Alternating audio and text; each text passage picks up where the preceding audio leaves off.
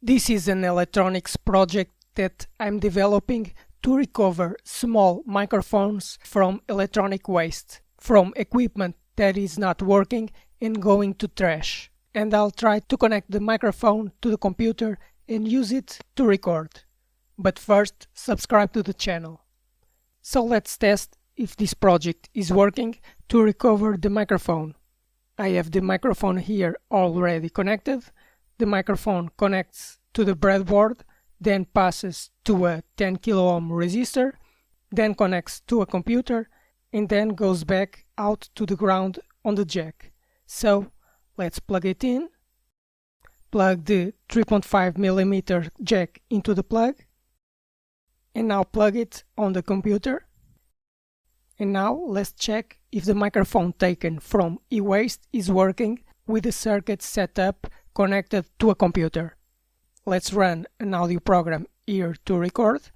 Take the microphone and say in Portuguese: Olá, estamos a testar este microfone que foi retirado de lixo eletrónico. Será que o áudio é bom? Let's see how the recording turned out. We stop the recording, we go back to the beginning, and let's see. Olá, estamos a testar este microfone que foi retirado de lixo eletrónico. Será que o áudio é bom? So it's working.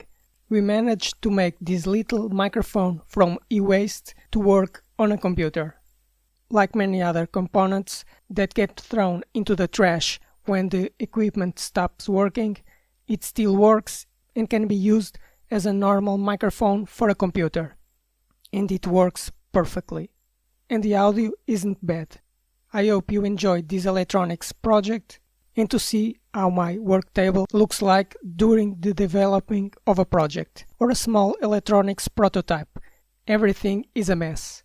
And I also hope you enjoy recovering components from electronic waste, because when the device goes to the trash, these small components can be recovered and reused to have a new life. In this case, I had to create a circuit to be able to read the microphone and send the audio to the computer. Simple. During the prototype phase, things get very messy on the table.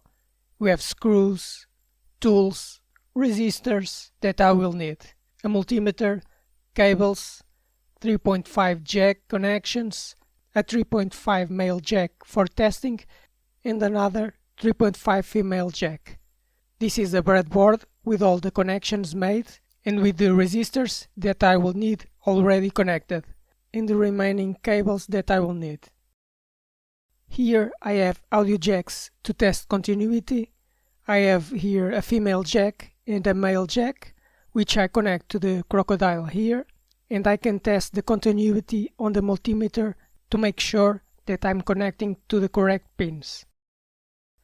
And here I have my resistors, various types of resistors, big and small ones, which I keep here, and these are the resistors between 1 and 2 kilo ohms, so I chose those two that I need, which are these 10 kilo ohm resistors, that are the resistors for the project.